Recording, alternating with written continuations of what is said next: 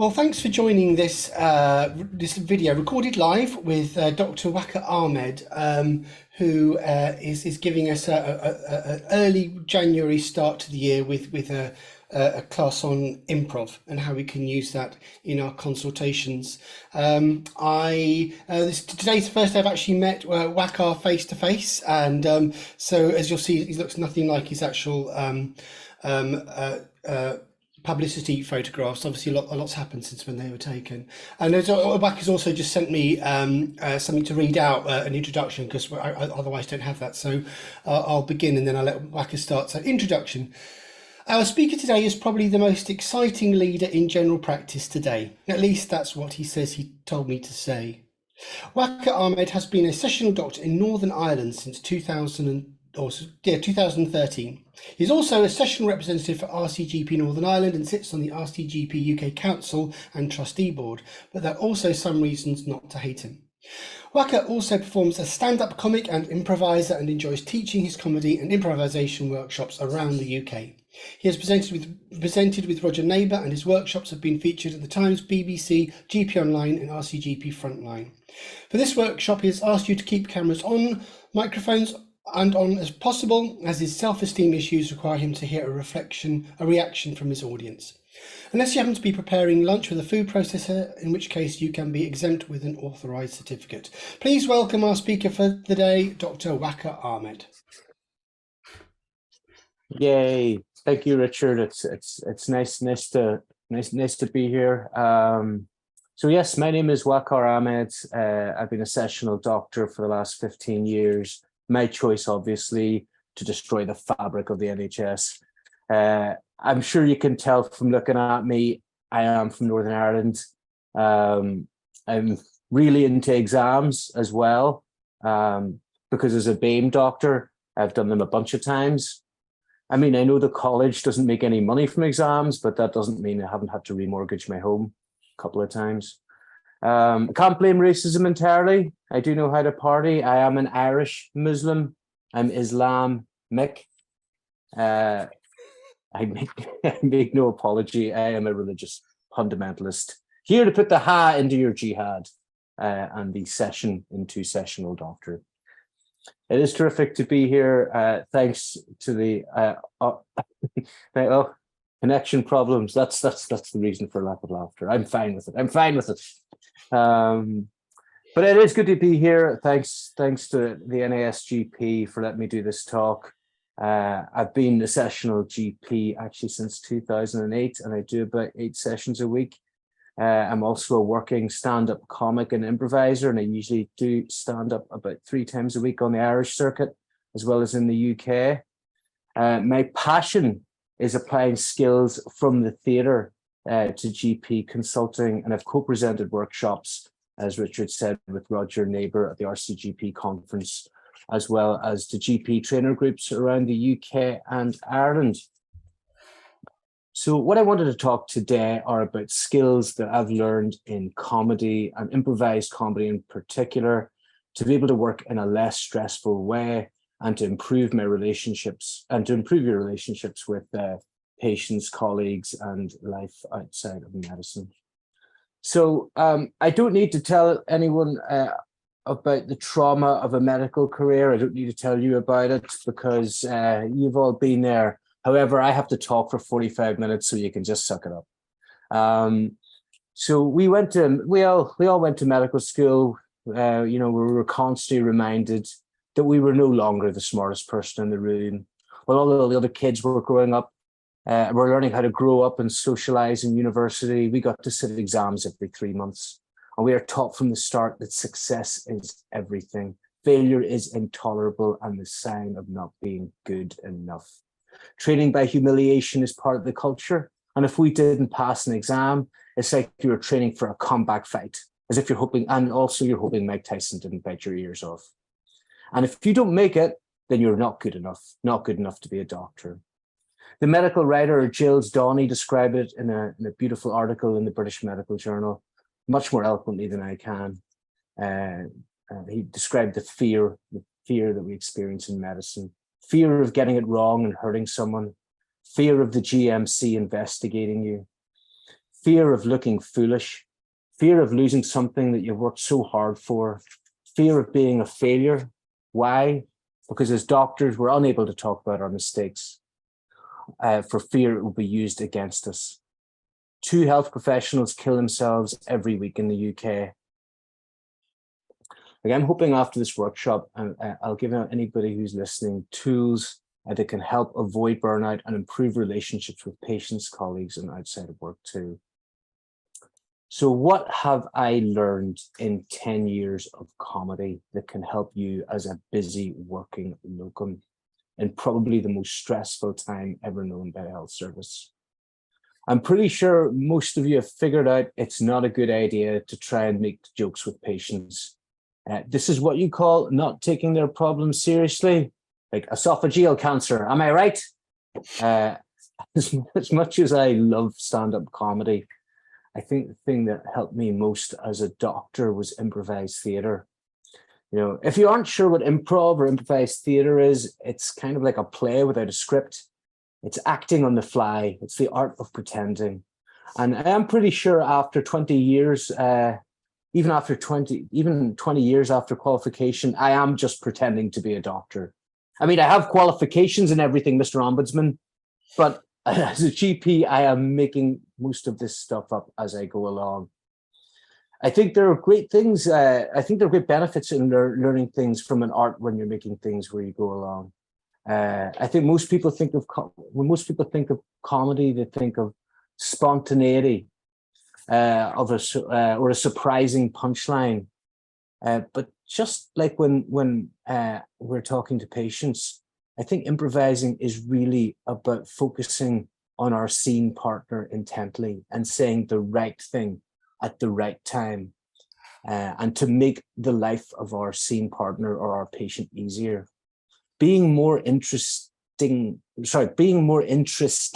interesting, as my improv coach keeps telling me. If I'm working to make my scene partner's life easy, they will usually make my life easy. And in my experience, the same thing applies to patients, colleagues, loved ones, and even people I hate. In improv, we're taught conflict is boring.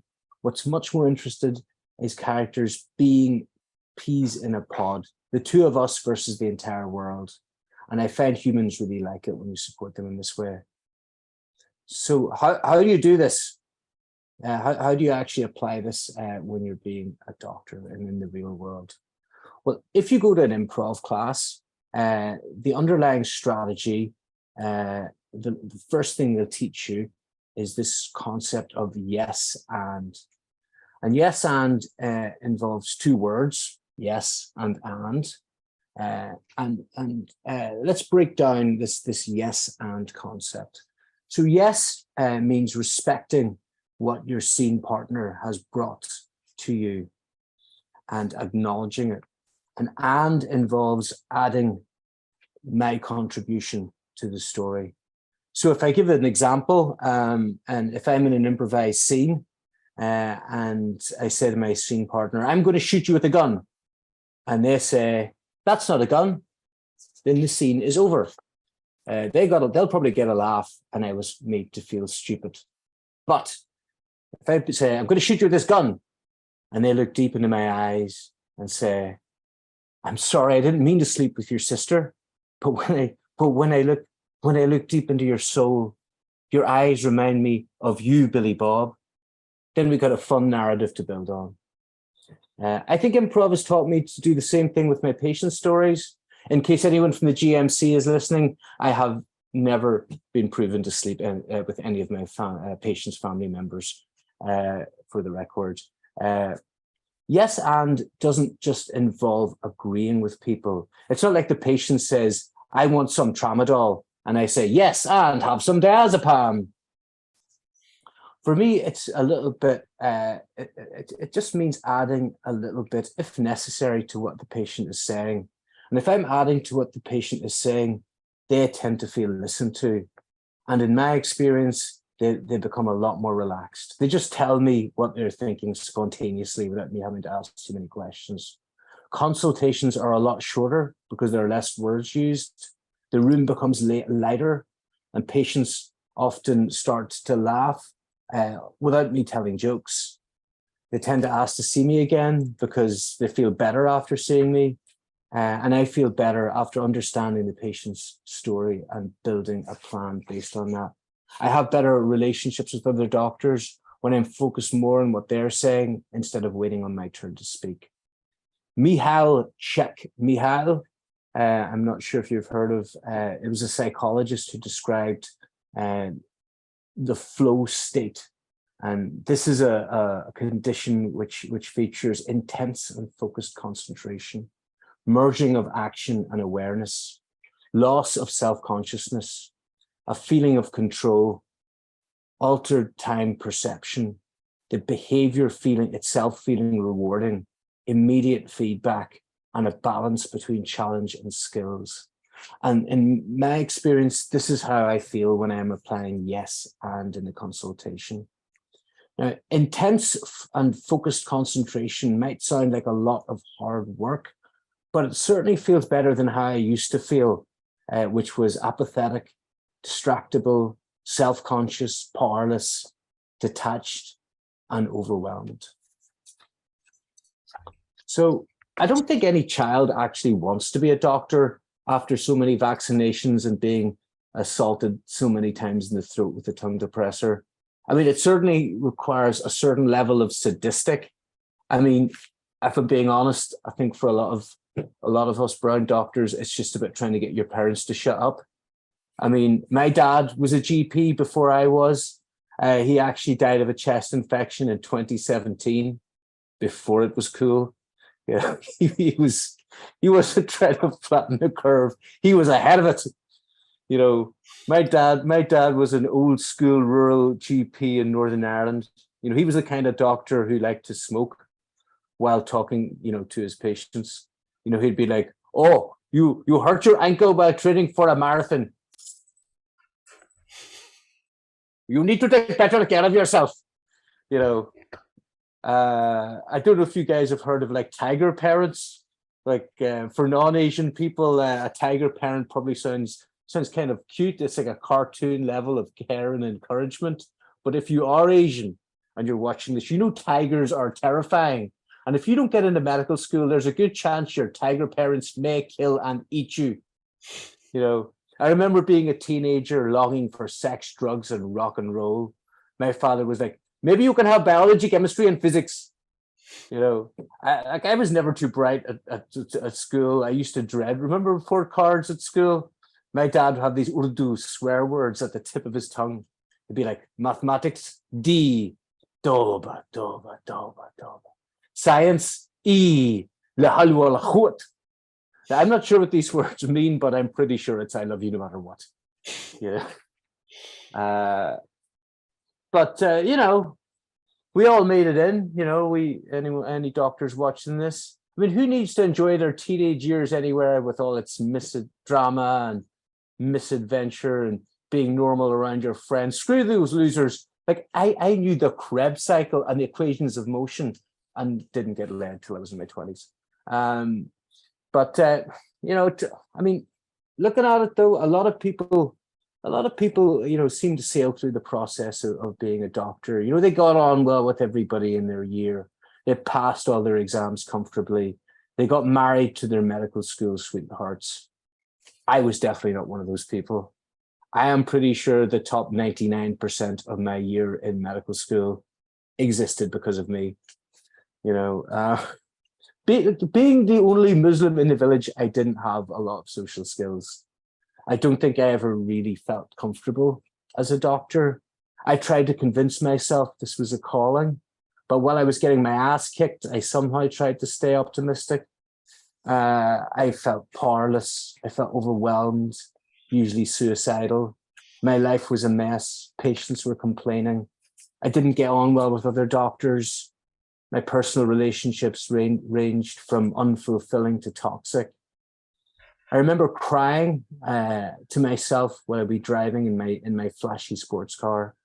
I would often fantasize about driving into road signs on the motorway, but I knew my dad would kill me if I didn't get my diabetic diploma first.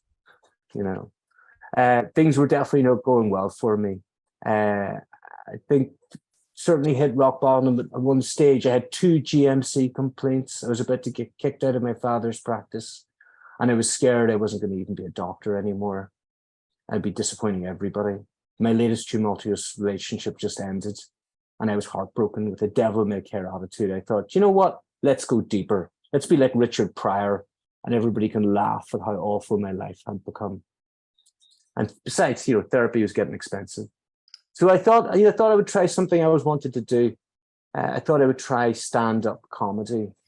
Clearly, an audience would appreciate me and how clever I was. But I started going to improv classes, comedy improv classes, to learn the start of improv comedy.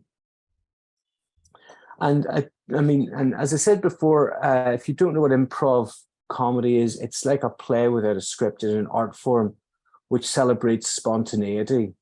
And unfortunately, a medically ingrained sense of perfectionism leaves you standing silently on the stage, waiting to say something brilliant.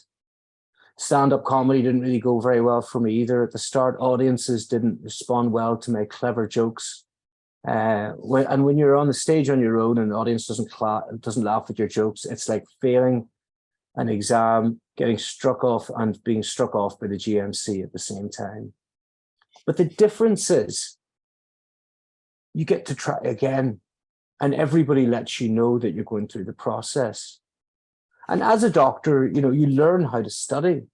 And I kept going to improv classes and stand-up classes and even to physical theatre and clowning classes.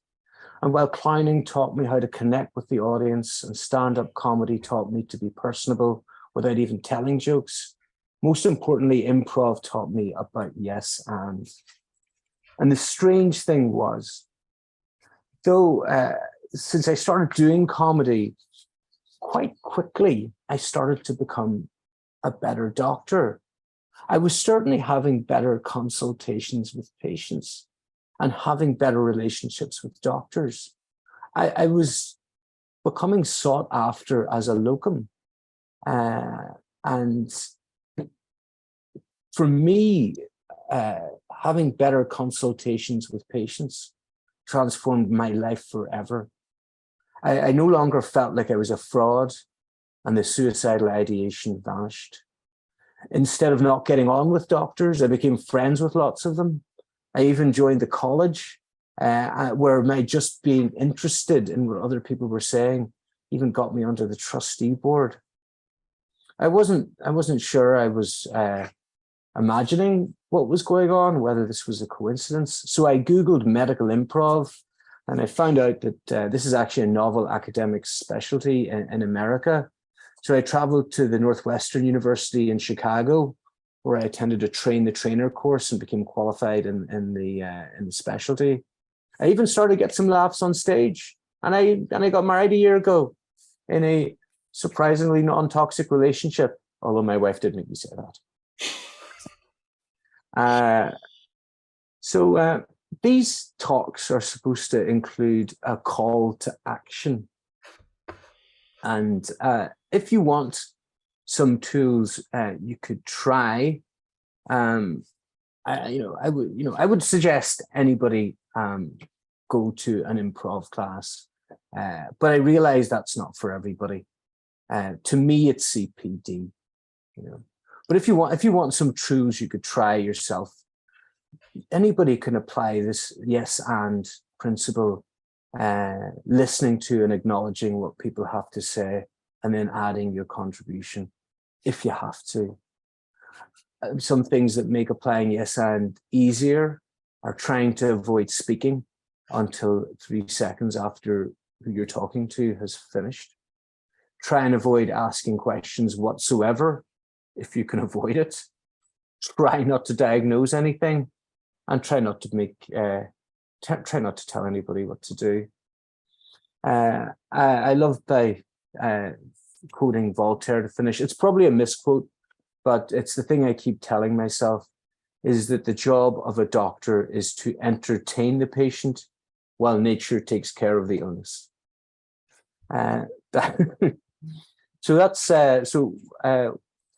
We don't have much of a capacity crowd today, but I was going to open the field for questions for there. And if anybody wants to contact me, I'm sure my link will be in the details. I'd be happy to chat about this work. Many thanks. Lovely, thanks. Thanks so much for that run through, Waqar. That's really interesting. Can I just ask a question then? You see, just at the end there, you mentioned that don't make a diagnosis. What do you mean by that then? So yeah, these are kind of provocative things I always say in my workshops. Don't ask questions, don't make a diagnosis, and don't give any advice. So I think for me, something I found was that if I tell a patient, you've definitely got a chest infection, I think the danger is you sound like you know everything and you're quite conceited in my experience. But if you just say, I think this is a chest infection, or probably more likely, if you say, I think this is a viral infection, you're not making a diagnosis. You're not saying viral infection. You're saying, well, I think this is a viral infection. I suppose it could be a chest infection as well.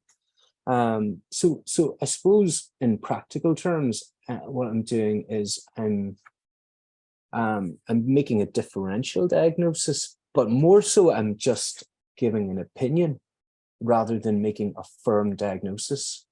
So when I say don't make a diagnosis, what I mean is don't make a diagnosis with no room for the patient to think or no room for me to be wrong. A fun thing that I always do in almost every consultation is if a patient comes to me with like an elbow problem, I'll say, well, I'm not the world's expert on elbows, but I've been a GP for 15 years, so I'll have a look. And while a lot of people think this is a really dumb strategy, I have very rarely not found it to be very effective, because I think communicating the massive uncertainty in general practice is very effective, and I think patients actually like it. So that's my very long one. So not giving a diagnosis means not giving a clear, certain 100% diagnosis. If that makes sense. Yeah, I suppose you're getting over your vulnerability because you're not perfect, and they've got to appreciate that you're not a god who can make a ruling and a judgment, and that will be so no matter what happens. Leaving the door slightly open for them to come back.